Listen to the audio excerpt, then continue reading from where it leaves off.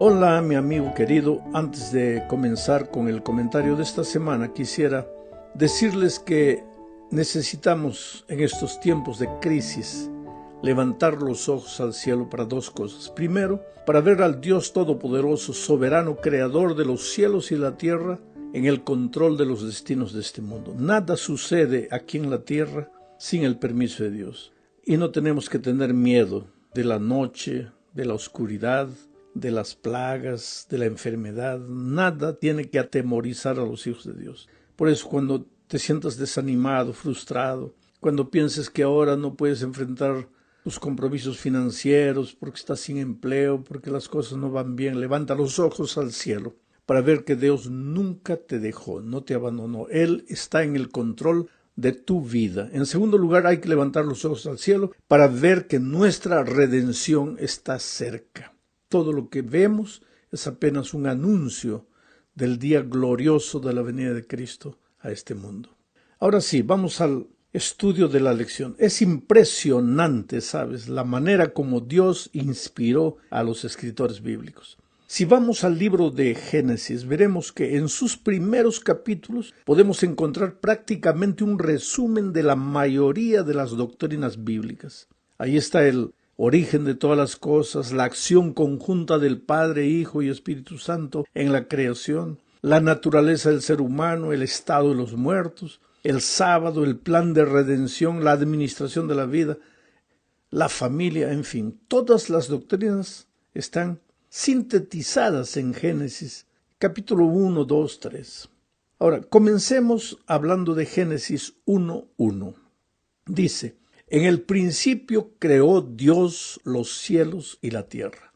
Sabes, mi querido, el otro día me encontré con una persona a quien nada le sale bien en la vida. Pastor, me dijo, mi vida no tiene sentido, no sé para qué vine al mundo, mejor no hubiera nacido.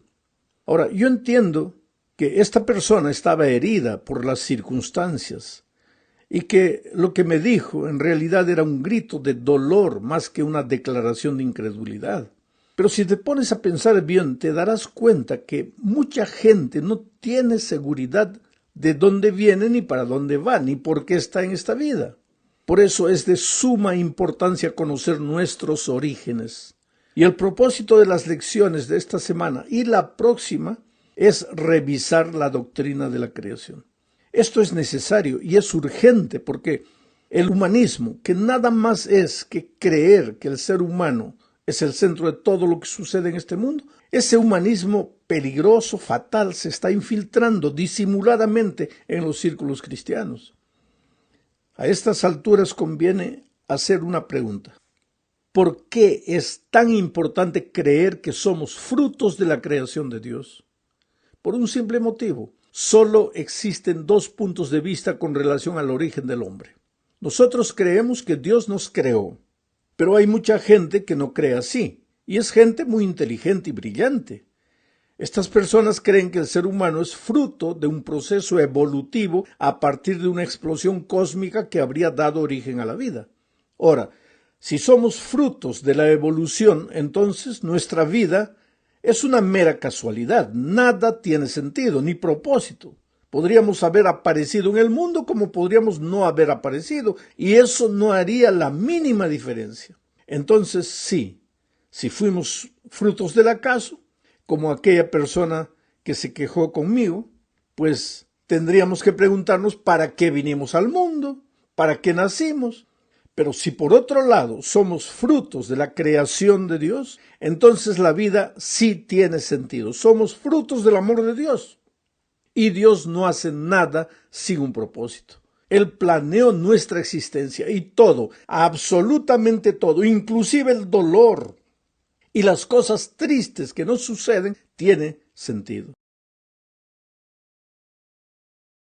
Bueno, el hecho de que Dios no hace nada sin un propósito está presentado en el mismo relato de la creación. Génesis 1:1 dice: en el principio creó Dios los cielos y la tierra.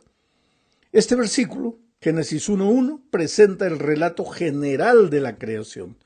Después, a partir del siguiente versículo, del 2, se presenta el relato específico, los detalles de cómo esa creación fue realizada.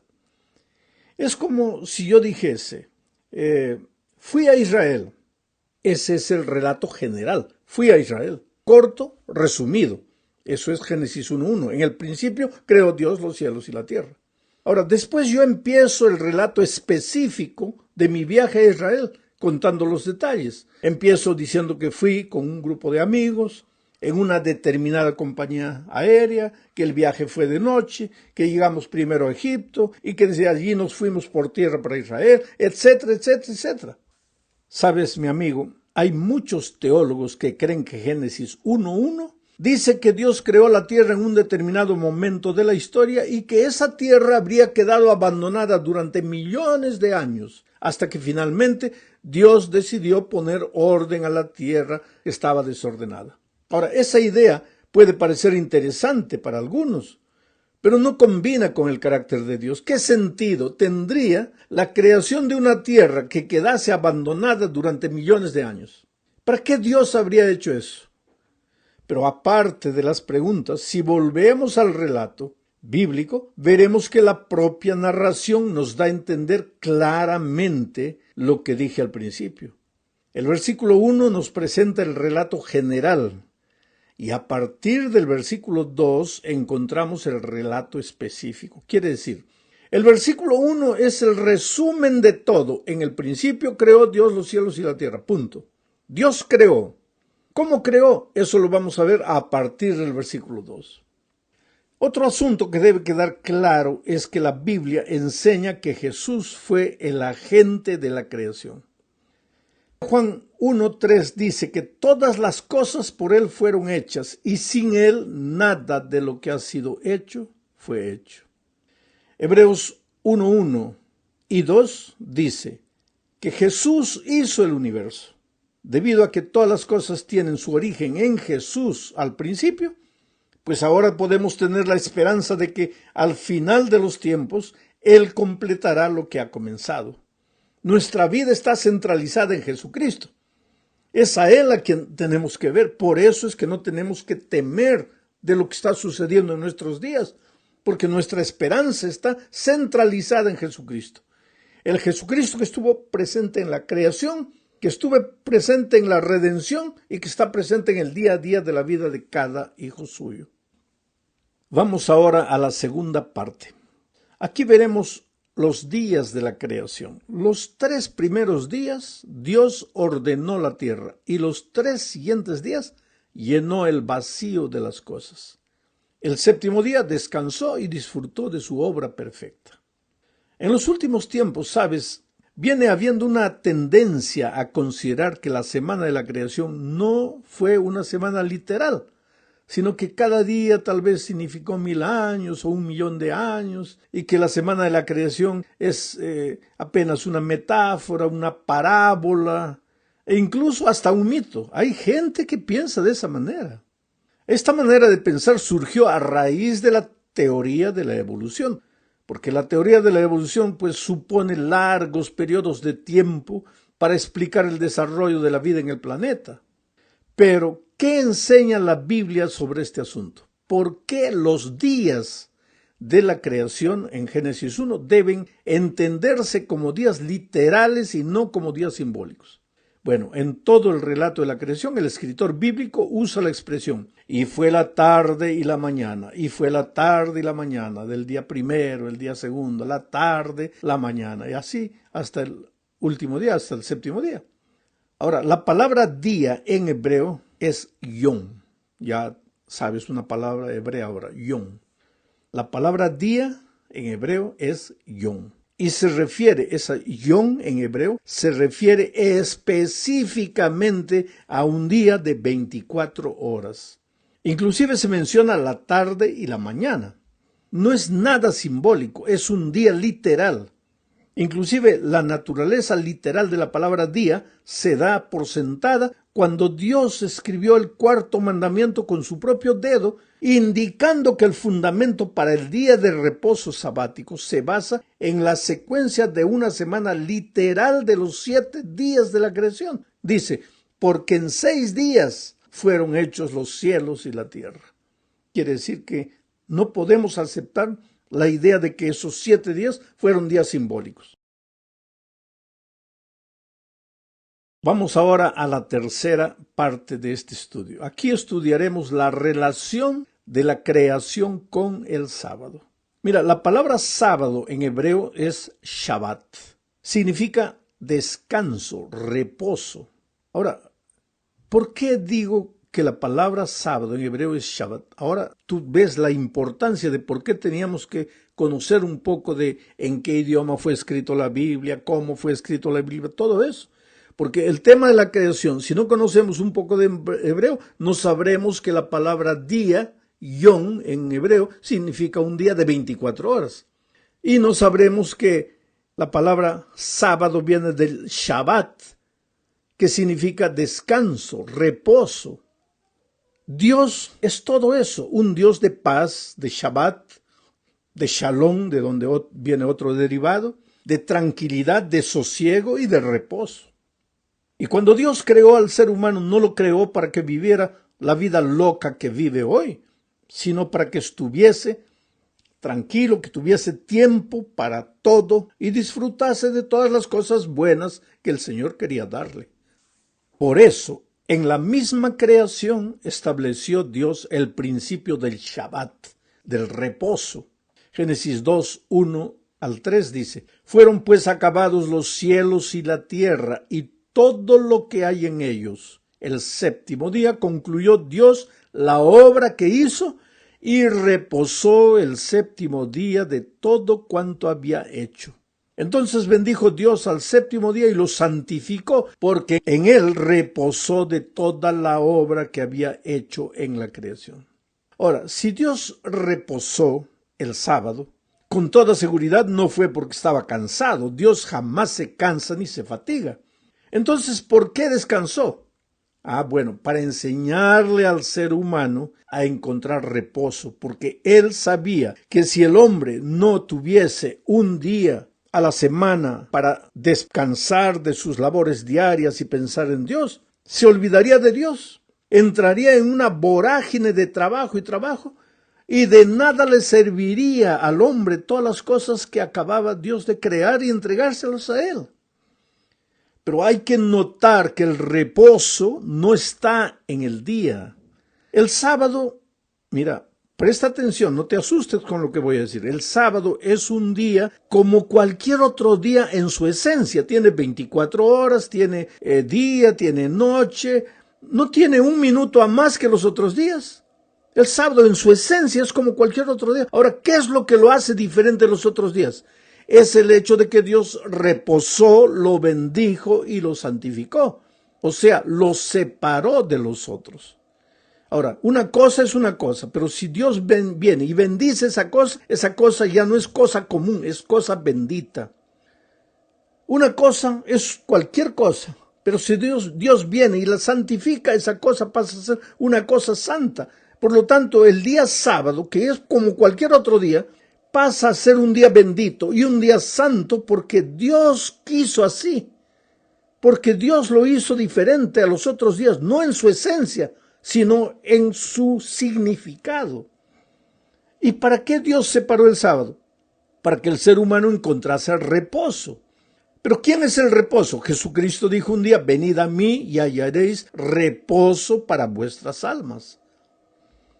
Quien nos da el reposo no es el día, sino el Señor Jesucristo. Él es el Señor del Shabbat, del reposo. Para mucha gente, lo importante del sábado es no trabajar el sábado. Pero para Jesús, lo importante del sábado es encontrarnos con Jesús, porque el reposo viene de Jesucristo. Vamos ahora a la cuarta parte de este estudio, la creación y el matrimonio. Este es un asunto interesantísimo. Leamos Génesis 1, 27 y 28 y voy a ir comentando a medida que voy leyendo. Y creó Dios al hombre a su imagen, a imagen de Dios lo creó, varón y hembra los creó.